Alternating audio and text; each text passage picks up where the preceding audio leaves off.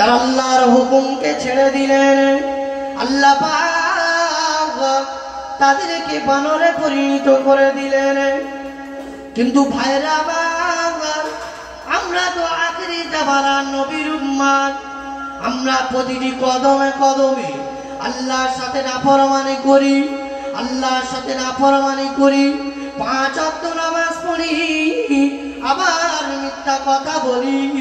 5 ওয়াক্ত নামাজ পড়ি, আবার মুসলমান সুদের ব্যবসার সাথে জড়িত হয়ে আছি। 5 ওয়াক্ত নামাজ পড়ি, রোজা করি, হজ করি, যাকাত দিই, আবার আমি মুসলমান ছেলের বিয়েতে ফোনের টাকা নিই। আমি মুসলমান 5 ওয়াক্ত নামাজ পড়ি, রোজা করি, হজ করি, যাকাত প্রদান করি। আমি মুসলমান ভাইয়ের সম্পদকে আমি মেরে খাই, বোনের সম্পদকে আমি মেরে খাই। ভাইরা আমার দয়া করে বলুন না, একটু দয়া করে বলুন না, নবী দাউদ আলাইহিস সালামের কওমেরা, নবী দাউদ আলাইহিস সালামের জাতিরা আল্লাহর সাথে নাফরমানি করার কারণে, আল্লাহর সাথে নাফরমানি করার কারণে আল্লাহ পাক তাদেরকে বানরে পরিণত করলেন। আমরা তো নামাজ পড়লাম, আমরা তো রোজা করলাম, আমরা তো হজ করলাম, আমরা তো যাকাত প্রদান করলাম, কিন্তু না, আমরা তো মিথ্যা কথা বলা ছাড়লাম না, আমরা তো সুদটাও ছাড়তে পারলাম না, আমরাও ছেলের পরের টাকা দিতে ছাড়তে পারলাম না, আমরা তো জিনা করাটা ছাড়তে পারলাম না, আমরা তো বোনের হকটা নিয়মিত দিতে পারলাম না। ভাইরা আমার দয়া করে বলুন না, তাহলে আমরা সেই আল্লাহর নাফরমানির মধ্যে পড়লাম না, পড়লাম না? হয়তো আল্লাহ পাক আমাদের বানর বানাবে না, হয়তো আল্লাহ পাক আমাদের শেষ করে দেবেন না।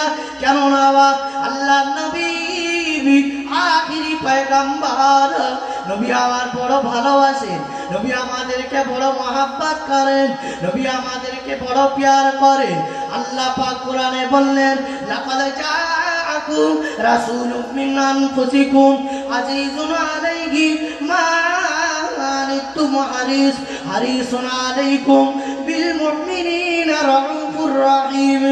ও বিশ্বের মানুষেরা, আমি আল্লাহ পাক তোমাদের কাছে এমন একজন নবী পাঠালাম, তোমাদের কাছে এমন একজন রাসূল পাঠালাম, তোমাদের মধ্য হতে এমন একজন রাসূল প্রেরণ করলাম, তোমরা যদি দুঃখ পাও আমার নবীও দুঃখ পায়। কত বড় রহমতের নবী, বুঝতে পারছেন? আল্লাহ পাক বলছেন, এমন একজন নবী, এমন একজন রাসূল তোমাদের কাছে পাঠালাম, তোমরা যদি দুঃখ পাও সে রাসূলুল্লাহ সাল্লাল্লাহু আলাইহি ওয়াসাল্লাম দুঃখ পায়। আর তোমরা যদি খুশি হও, তোমরা যদি আনন্দিত হও, তাহলে তোমাদের কাছে এমন একজন নবী পাঠিয়েছি, এমন একজন রাসূল পাঠিয়েছি, সেই নবী এবং রাসূল তিনিও খুশি হন। তাহলে আমরা নামাজ পড়ছি, রোজা করছি, হজ করছি, যাকাত দিচ্ছি, কিন্তু মিথ্যা কথা আমরা ছাড়তে পারলাম না। যে জবান দিয়ে আল্লাহ আল্লাহ আল্লাহ আল্লাহ জিকির করছি, সেই জবান দিয়ে মিথ্যা কথা বলছি। যে জবান দিয়ে আল্লাহ আল্লাহ বললাম, বাপ, ওই আল্লাহ আল্লাহ বলাটা আল্লাহ পাকের জান্নাত পর্যন্ত নিয়ে যেতে পারে, আল্লাহ পাকের জান্নাত পর্যন্ত নিয়ে যেতে পারে।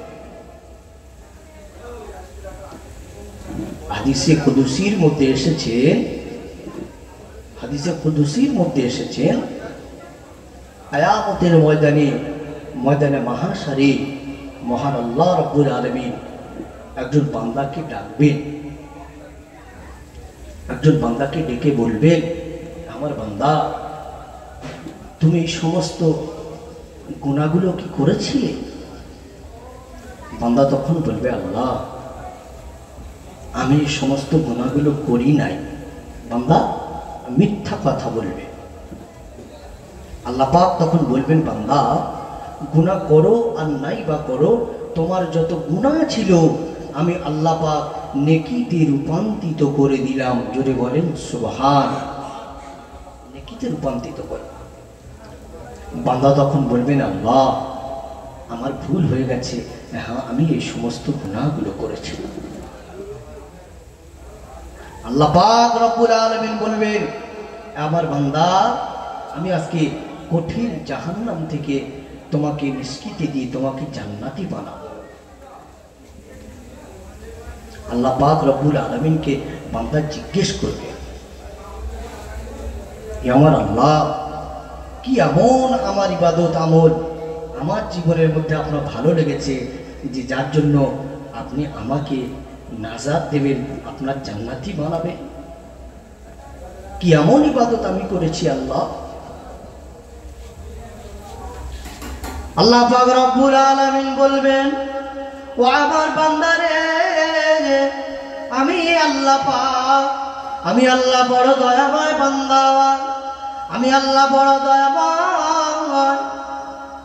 জগৎ বল্লভপুর আজিমুর শান জলসা বক্তারা গভীর রাতে ওয়াজ করেছিল, পালন করেছিল, বারে বারে বারে বারে সুবহানাল্লাহ আলহামদুলিল্লাহ আল্লাহু আকবার বলার জন্য বলেছিল।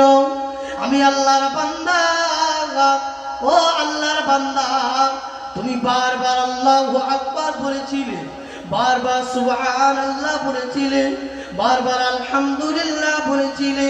ও আমার বান্দারে আর ভাবে এসে পানিতে যখন তুমি শয়ন করেছিলেন আল্লাহুম্মা বিইসমিকা আমুতু ওয়া আহইয়া, তুমি যখন শয়ন করেছিলে এক পাশে ঘুমিয়ে তুমি ঘুমিয়ে পড়েছিলেন আমার বান্দা, আবার যখন এক পাশ ফিরে আবার যখন পাশ ফিরেছিলে তখন জলসার মাহফিলের কথা ঘুমের মধ্যে তুমি সুবহানাল্লাহ বলেছিলে, আলহামদুলিল্লাহ বলেছিলে, আল্লাহু আকবার বলেছিলে।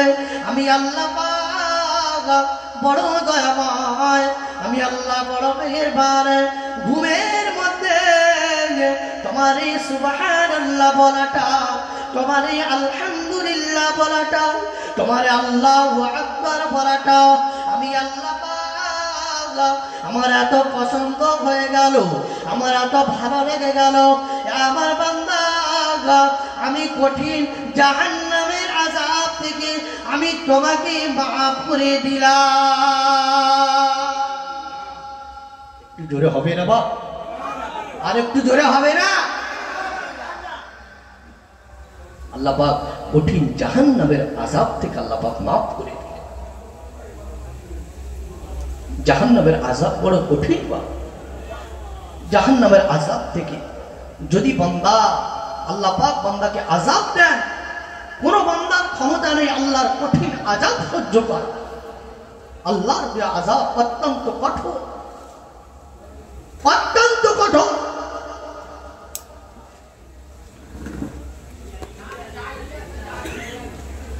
আল্লাহ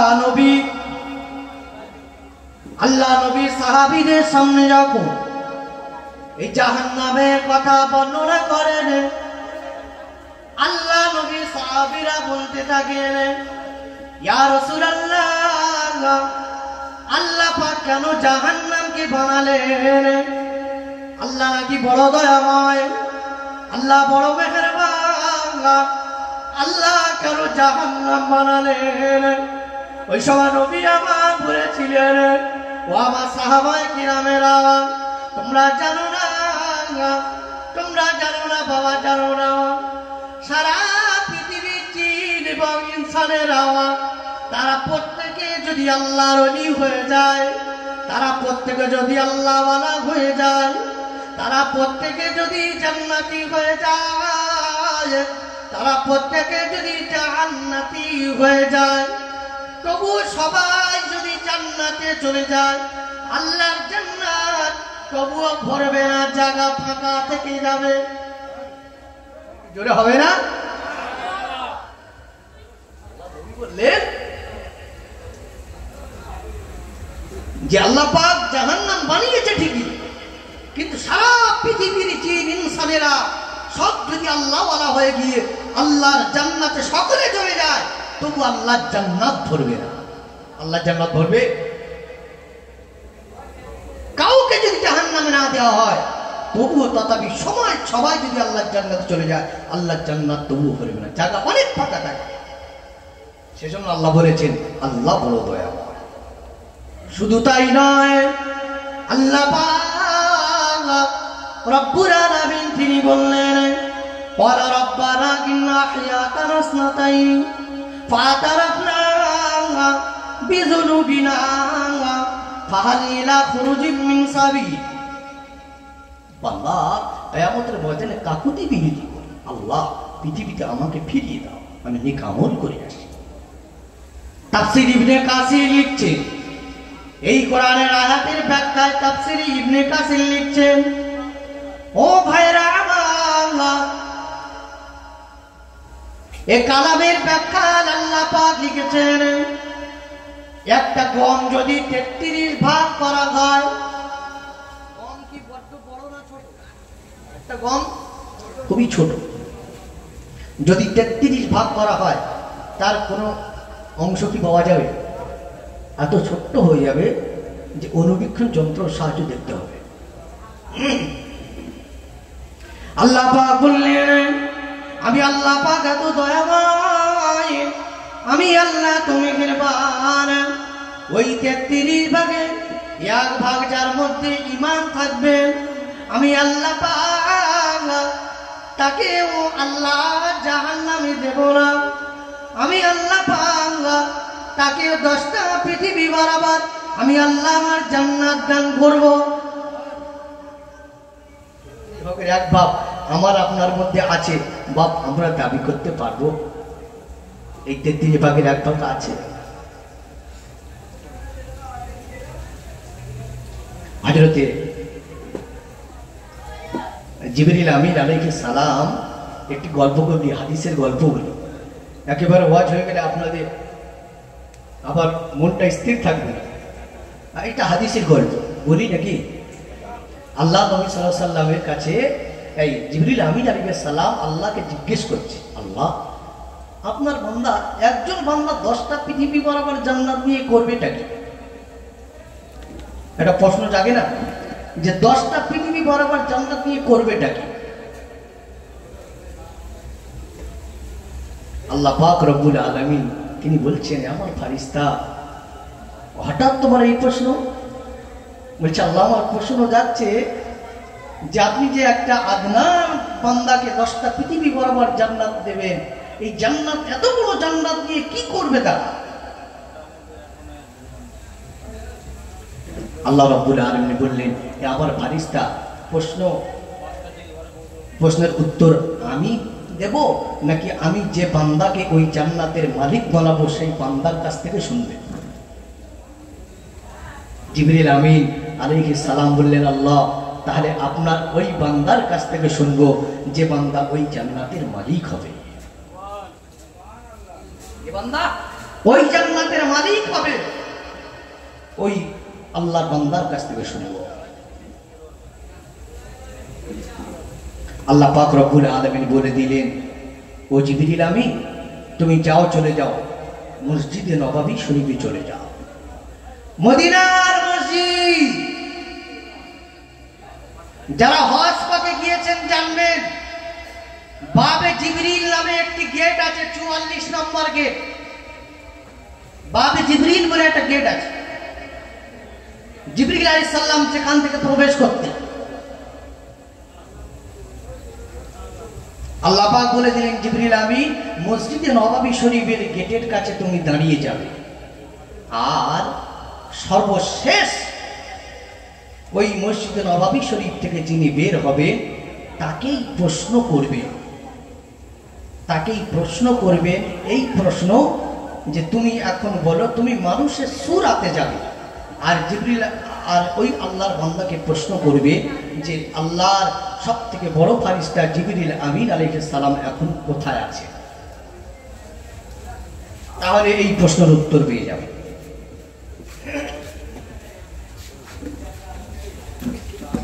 আল্লাহ পাক বলে দিলেন, জিবরিল আমিন আলাইহিস সালাম বাবে জিবরিল থেকে প্রবেশ করলেন। আল্লাহ নবী মসজিদে নববী শরীফ, ওই মসজিদে নববী শরীফের দরওয়াজার কাছে দাঁড়িয়ে আছে জিবরিল আমিন আলাইহিস সালাতু ওয়াস সালাম। মানুষের সূরত ধরে আল্লাহর বান্দা হয়ে দাঁড়িয়ে আছে। মসজিদে নববী শরীফ থেকে মানুষ বের হয়ে যায়, মানুষ বের হয়ে যায়। এমন তো অবস্থা আল্লাহর ফেরেশতা দেখতে পেলেন একজন মানুষ খুব আস্তে আস্তে মসজিদে নববী শরীফ থেকে আসছেন, যেটা অন্য কেউ নয়, তিনি হলেন সিদ্দিকে আকবর আবু বকর সিদ্দিক রাদিয়াল্লাহু তাআলা আনহু। সবার শেষে মসজিদে নববী শরীফ থেকে বের হচ্ছেন, জিবরিল আমিনকে সালাম দিলেন, আসসালামু আলাইকুম। জিবরিল আমিন সালামের জবাব দিলেন, ওয়া আলাইকুমুস সালাম। ওই সময় আল্লাহর ফেরেশতা বা প্রশ্ন করলেন, ও আল্লাহর বান্দা, তুমি বলো না বলো না আল্লাহর সব থেকে বড় ফেরেশতা জিবরিল আমিন আলাইহিস সালাতু ওয়াস সালাম এই মুহূর্তে তিনি কোথায় আছেন? প্রশ্নটা কে করেছে? স্বয়ং জিবরিল আমিন আলাইহিস সালাম করেছে। কাকে? আবু বকর সিদ্দিক রাদিয়াল্লাহু তাআলা আনহু। এখন জিবরিল আমিন আলাইহিস সালাম তো ফেরেশতার রূপে নেন, মানুষের রূপে। সিদ্দিকে আকবর আবু বকর সিদ্দিক বললেন, ও আল্লাহর বান্দা, একটু তুমি দাঁড়িয়ে যাও। আবু বকর সিদ্দিক চোখ দুইটি বন্ধ করে দিলেন। চোখ দুটি বন্ধ করে দিয়ে আল্লাহর ফেরেশতা সম্মুখে বললেন, ও আল্লাহর ফেরেশতা, আমি আবু বকর সিদ্দিক রাদিয়াল্লাহু তাআলা আনহু বললাম, আল্লাহ সবথেকে বড় ফেরেশতা জিবরিল আমিন আলাইহিস সালাম এখন আমার সম্মুখে দাঁড়িয়ে আছে। আর হুজুরে বলেন সুবহানাল্লাহ। জিবরিল আমিন আলাইহিস সালাম অবাক হয়ে গেল। জিবরিল আমিন আলাইহিস সালাম অবাক হয়ে গেল।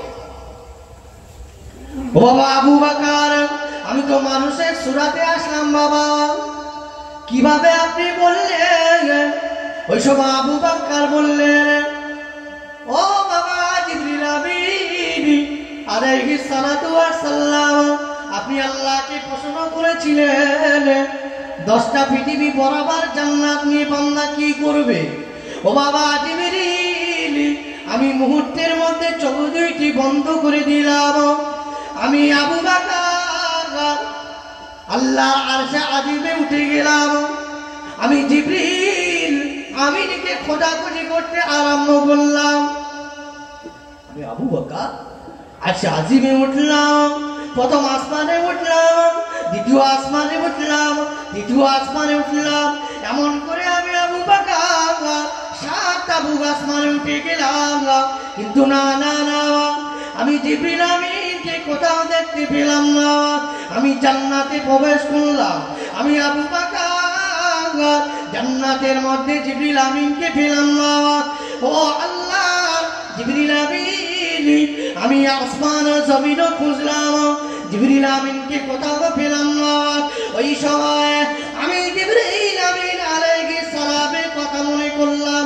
না না, যেখানে জান্নাতের মধ্যে জিবরাইল নাই, প্রথম আসমানে জিবরাইল নাই, দ্বিতীয় আসমানে জিবরাইল নাই, তৃতীয় আসমানে জিবরাইল নাই, চতুর্থ আসমানে জিবরাইল নাই, পঞ্চম আসমানে জিবরাইল নাই, ষষ্ঠ আসমানে জিবরাইল নাই, সপ্তম আসমানে জিবরাইল নাই, জান্নাতের মধ্যে জিবরাইল নাই, পৃথিবীতে জিবরাইল নাই।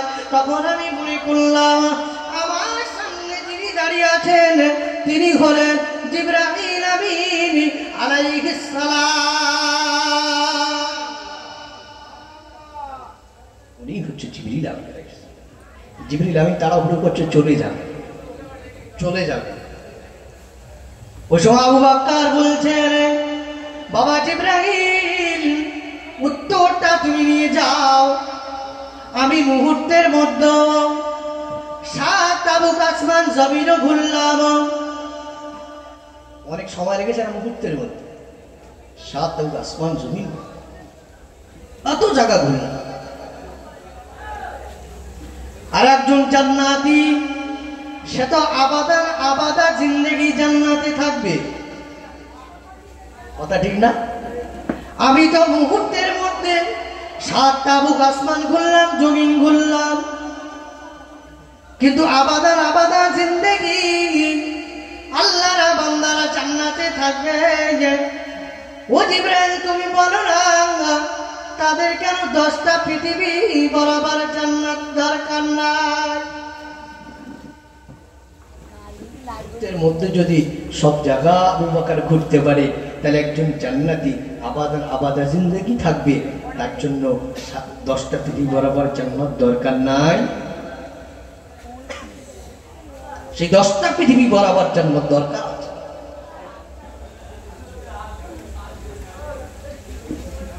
আল্লাহ নবী সাল্লাল্লাহু আলাইহি ওয়াসাল্লাম তিনি ওই মসজিদে নববী শরীফ, যে মসজিদে নববী শরীফে একই সাথে একই জামাতে মসজিদে নববী শরীফ এবং তার চারপাশে চাতালে 20 লক্ষ মানুষ একই জামাতে নামাজ পড়ে। কত লক্ষ মানুষ? 20 লক্ষ মানুষ একই জামাতে নামাজ পড়ে।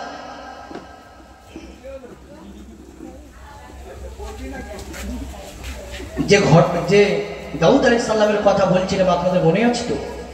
যেভাবে বায়াত হচ্ছে এইভাবে চলুক নাকি? আল্লাহ নবী সাল্লাল্লাহু আলাইহি সাল্লাম মসজিদে নববীতে বসে আছে, এসে বসলে বসে বসে বলছেন, সাহাবীরা, আমার আজকে বড্ড মন চাইছে যে তোমাদের সঙ্গে, তোমাদের সাথে একটু গল্প করব বাবা, একটু আমার সাথে কথা বলবে বাবা। হ্যাঁ, শেষ রাত। আল্লাহ নবী সাল্লাল্লাহু আলাইহি সাল্লাম বসলে, বসে বলছে, আচ্ছা সাহাবীরা বলো তো বাবা, কিয়ামতের ময়দানে জান্নাতের 8টি দরওয়াজা দিয়ে কাকে ডাকা হবে? বলেন, উত্তর দেন। 8টা দরজা দিয়ে কাকে ডাকা হবে? কোন সাহাবীকে ডাকা হবে? আবু বকর সিদ্দিক রাদিয়াল্লাহু তাআলা আনহুকে ডাকা। আবু বকর সিদ্দিকের কথা যখন আল্লাহ নবী বললেন, আল্লাহ নবী খুশি হয়ে গেল, খুশি বাগেবা। কিন্তু ওমর রাদিয়াল্লাহু তাআলা আনহুর মনটা বড্ড খারাপ। ওমর রাদিয়াল্লাহু তাআলা আনহু মনে করলেন যে হয়তো আল্লাহ নবী আমার কথা বলবেন। আল্লাহ নবী সাল্লাল্লাহু আলাইহি সাল্লাম বললেন, ও আমার সাহাবীরা বলো তো, আমি মেরাজে গিয়ে আমার একজন সাহাবী জান্নাতে প্রবেশ করতে গিয়ে আবার করিম বেরিয়ে চলে এসেছিলাম, ওই জান্নাতটা কার জন্য আল্লাহ নিযুক্ত করেছে? সাহাবীরা সকলে চুপ করে আছে। সাহাবীদের যদিও জানতেন, কিন্তু তারা নবীর সামনে কিছু বলতেন। সাহাবীরা বললেন, আল্লাহু ওয়া রাসূলুহু আলাম, আল্লাহ এবং আল্লাহর রাসূল ভালো জানেন। ইয়া রাসূলুল্লাহ, আল্লাহ নবী বললেন, ওই জান্নাতটা হলো হযরত উমর রাদিয়াল্লাহু তাআলা আনহু। আল্লাহ নবী সাল্লাল্লাহু আলাইহি ওয়াসাল্লাম, ও সাহাবীরা, তোমরা বলো তো জান্নাতে আমার বাড়ির সামনে কার জান্নাত হবে? আমার জান্নাতের সামনে। সাহাবীরা সবাই চুপচাপ। আল্লাহ নবী বললেন, আমার জামাতা হযরত উসমান গনি রাদিয়াল্লাহু তাআলা। আলীর মনটা বড় খারাপ। আলী রাদিয়াল্লাহু তাআলা আনহুর মনটা বড় খারাপ। আল্লাহ নবী সাল্লাল্লাহু আলাইহি ওয়াসাল্লাম বললেন, ও সাহাবীরা, তোমরা বলো তো বাবা, আমি মেরাজে গিয়ে একটি জান্নাতের মধ্যে প্রবেশ করেছিলাম, যে জান্নাতকে আল্লাহ বলেছেন অমুক সাহাবীর জন্য, সেটি কার? সাহাবীরা চুপচাপ। আল্লাহ নবী বললেন, ওটা আমার জামাতা হযরত আলী রাদিয়াল্লাহু তাআলা। এখন হযরতে জুবাইর রাদিয়াল্লাহু তাআলা আনহু এবং তালহা রাদিয়াল্লাহু তাআলা আনহু তারা মাথা হ্যাট করে বসে আছে মসজিদে নববী শরীফ। তারা ভাবলেন আমাদের কথা বলবেন আল্লাহর নবী। আল্লাহ নবী আমার দেখছেন দূর থেকে মসজিদে নববী শরীফের দূর থেকে কোণা থেকে একটি কান্নার আওয়াজ ভেসে ভেসে আল্লাহ নবীর কানে পৌঁছে গেল। বাচ্চা মানুষের মতো কান্নার আওয়াজ আল্লাহ নবীর কানে এসে পৌঁছে গেল। আল্লাহ নবী আমার সাহাবীদের জিজ্ঞাসা করলেন, ও বাবা সাহাবীরা, আমি রাসূলুল্লাহ মসজিদে নববী শরীফে একেবারে কোণা থেকে কান্নার কি আওয়াজ আমি শুনতে পাই। ও সাহাবীরা দেখো না কে কাঁদে। ও সাহাবীরা কার কান্নার আওয়াজ শোনা যায়, কার আওয়াজে শুনে যাও, যাও বাবা যাও। আল্লাহ নবীর কথা বলার সঙ্গে সঙ্গে আবু বকর উঠে গেলেন। আবু বকর উঠে গিয়ে দেখছেন আল্লাহ নবীর প্রাণ প্রিয় সাহাবী হযরত তালহা রাদিয়াল্লাহু তাআলা আনহু হাত দুটি এমন করে আর দুটো চোখ দিয়ে দাঁড়িয়ে হযরত তালহা চোখের পানিতে জারে জার হয়ে যায়। আল্লাহ নবী বললেন, আবু বকর, ও বাবা আবু বকর, বাবা আমার কাছে নিয়ে এসো তালহাকে। আল্লাহ নবী বললেন, বাবা আবু বকর, তালহাকে আমার কাছে নিয়ে এসো, দেখি কেন কাঁদে। আজকে খুশির দিনে সাহাবীদের জান্নাতের সুসংবাদ শোনাচ্ছি, উনি কাঁদছে কেন? তালহা এসে আল্লাহ নবী সাল্লাল্লাহু আলাইহি ওয়াসাল্লামকে বুকে জড়িয়ে ধরেছে। তালহা রাদিয়াল্লাহু তাআলা আনহু আল্লাহ নবী বুকে জড়িয়ে ধরেছে। জড়িয়ে ধরে তালহা বলছে, ইয়া রাসূলুল্লাহ, ইয়া হাবিবাল্লাহ, হুজুর আমার, আপনি যখন জান্নাতে সুসংবাদ শোনাচ্ছিলেন, আমি তালহা আমি মনে মনে করলাম আল্লাহ নবী মনে হয় আমাকে জান্নাতে সুসংবাদ শোনাবেন। কিন্তু না না, ইয়া রাসূলুল্লাহ, ইয়া হাবিবাল্লাহ, হুজুর আপনি আবু বকরকে জান্নাতের সুসংবাদ শোনালেন, হুজুর আপনি উমরকে শোনালেন, হুজুর আপনি উসমানকে শোনালেন, হুজুর আপনি আলী রাদিয়াল্লাহু তাআলা আনহুকে শোনালেন। ইয়া রাসূলুল্লাহ, আল্লাহ নবী জিজ্ঞেস করলেন, ও বাবা তালহা, হাতগুলো এমন করছো আর কেন কান্না করছো? ওই সময় তালহা বলেছিলেন, ইয়া রাসূলুল্লাহ, ইয়া হাবিবাল্লাহ, ওহদের ময়দান, সেই যে রক্তক্ষয়ী যুদ্ধ ওহদের ময়দানে, ইয়া রাসূলুল্লাহ, কাফের মুশরিকেরা ওই কুফারে কুরাইশরা আপনাকে যখন বিস্তার করে নিয়েছিল, ওই কুফারে কুরাইশরা তারা পাহাড়ের উপরে উঠে গিয়েছিলেন। পাহাড়ের উপর থেকে যখন তীর নিক্ষেপ করছিলেন, ইয়া রাসূলুল্লাহ, ইয়া হাবিবাল্লাহ, হুজুর আমি তালহা দূর থেকে